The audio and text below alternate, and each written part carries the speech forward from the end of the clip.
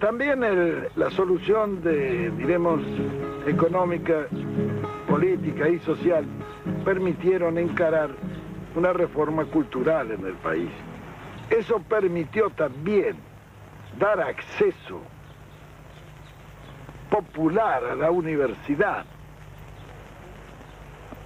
Normalmente en la República Argentina en nuestra época había 4 millones de población estudiantil. De esos 4 millones, solamente 300.000 hacían los estudios secundarios. De manera que de la escuela primaria, que era obligatoria, a la enseñanza secundaria, ya había un descarte de 3.700.000 muchachos.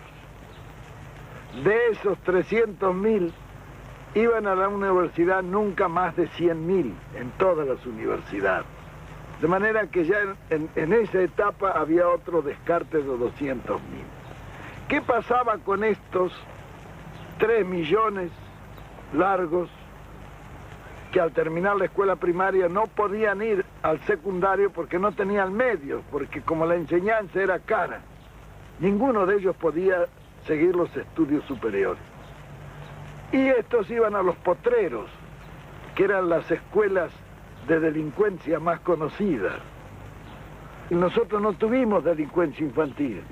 ¿Por qué? Porque en Buenos Aires más de 50.000 muchachos tenían sus clubes.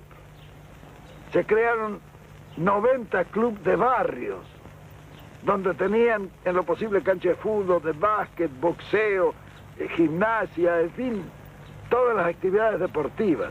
Esos clubes los hacía el Estado y se lo entregaba a los vecinos que lo administraban y lo llevaban adelante. Por otra parte, las escuelas profesionales, donde el chico iba, recibía un salario y a la vez estudiaba. Después de recibirse de operario, iban a la fábrica, estaban 3 años. De ahí podían pasar a las escuelas de aplicación, que eran escuelas para formar sobrestantes, jefes de talleres, etc. Después de estar allí, iban nuevamente a la industria y estaban 2 o 3 años y entonces tenían derecho a ingresar a la universidad obrera, de donde salían ingenieros de fábrica en cada una de las grandes especialidades de la industria. Eso fue para la masa. Es decir, en esto se contempló un panorama de conjunto y se hizo la conquista más grande, fue que allí la universidad se llenó de hijos de obreros, donde antes estaba solamente admitido el oligarca, porque la forma de llevar al oligarca es poner altos aranceles, entonces solamente puede ir el que lo paga. Nosotros suprimimos todos los aranceles. Para la universidad no había ni derechos de exámenes ni nada, era gratis, totalmente gratis, el Estado pagaba eso. De manera que tanto el pobre como el rico podía ir. Era un crimen que estuviéramos seleccionando materia gris en círculos de 100.000 personas cuando lo podíamos seleccionar en 4 millones, que hubieran salido más abundantes. Bien, eso en pocas palabras y dicho muy rápidamente fue nuestra concepción con referencia a la reforma cultural.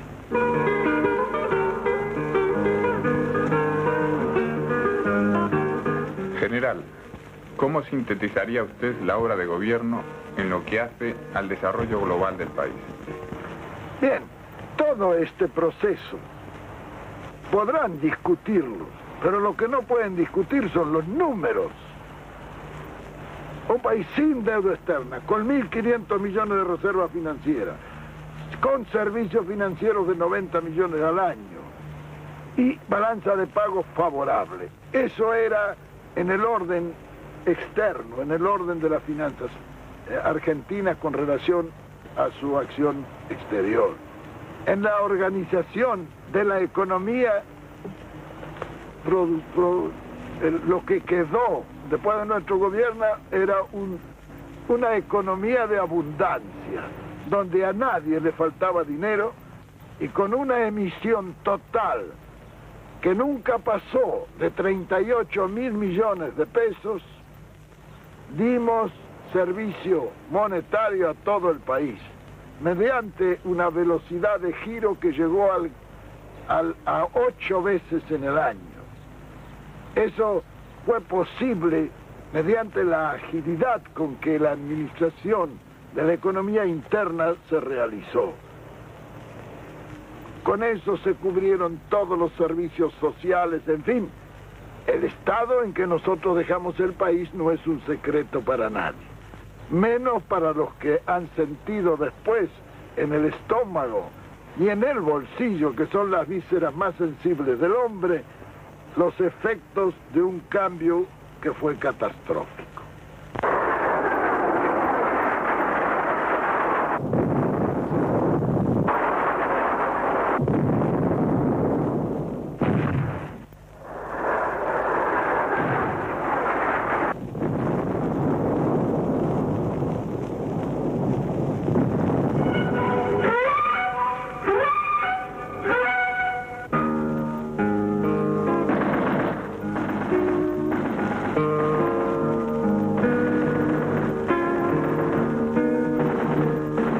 Frente a un gobierno que contaba con el apoyo democrático de las 2/3 partes del pueblo argentino, los sectores de la oposición responden con su primera medida libertadora. El 16 de junio de 1955, la población civil de Buenos Aires es bombardeada a mansalva.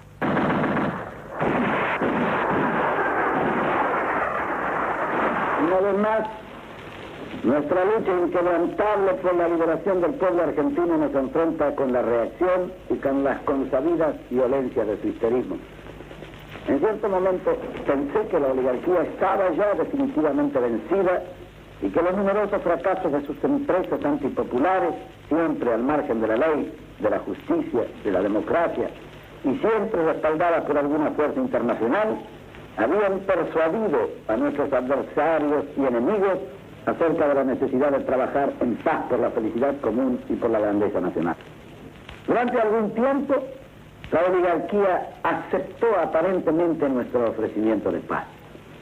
Digo aparentemente porque nunca dejé de advertir que el generoso ofrecimiento de nuestro pueblo era utilizado por la reacción oligárquica de siempre para volver a sus andantes en procura de la reconquista de sus perdidos privilegios. En 1949, poco después de su viaje a Europa, Eva Perón había convocado al secretariado de la CGT para proponer la organización de milicias populares.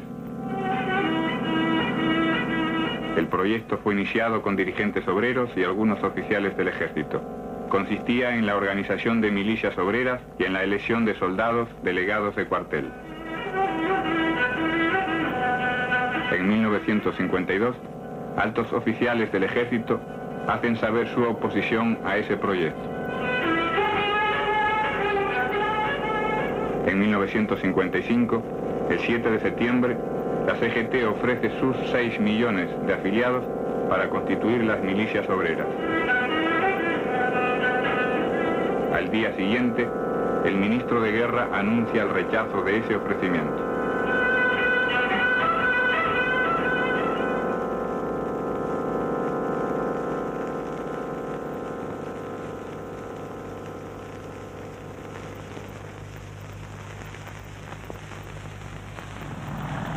Ocho días después, los núcleos militares y civiles autotitulados Revolución Libertadora se alzan contra el poder popular constitucionalmente establecido.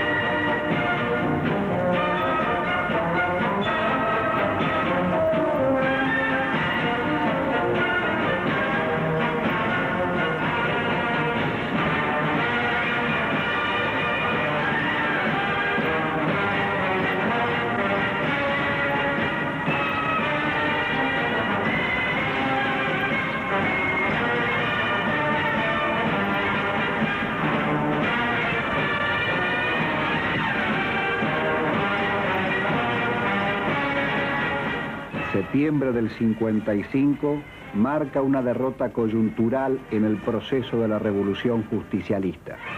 Desalojado el pueblo del poder y condenado su conductor al exilio, se inicia, en nombre de la libertad y la democracia, la era de mayor proscripción popular de nuestra historia reciente.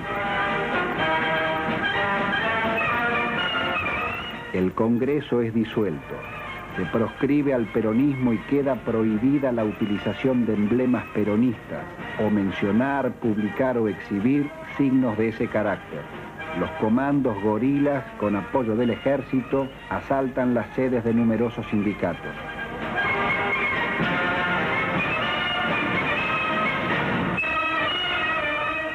Raúl Prebisch llega para sentar las bases de la política económica de entrega apoyada en el libre cambio. 4.000 profesores y funcionarios universitarios son separados sin juicio previo. 150.000 militantes sindicales son inhabilitados. Muchos de ellos son detenidos sin causa ni proceso y confinados en la Patagonia. Otro tanto ocurre con políticos y militares peronistas.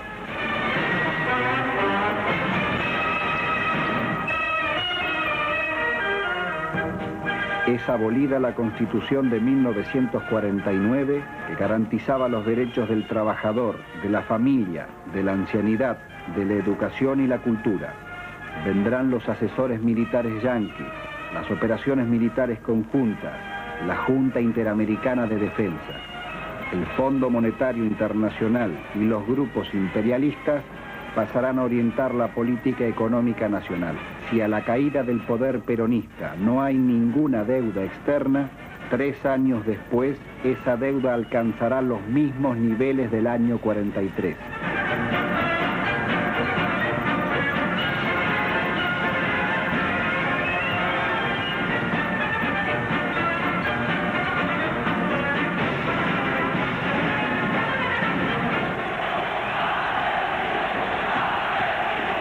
Cualquier intento de resistencia popular es reprimido violentamente.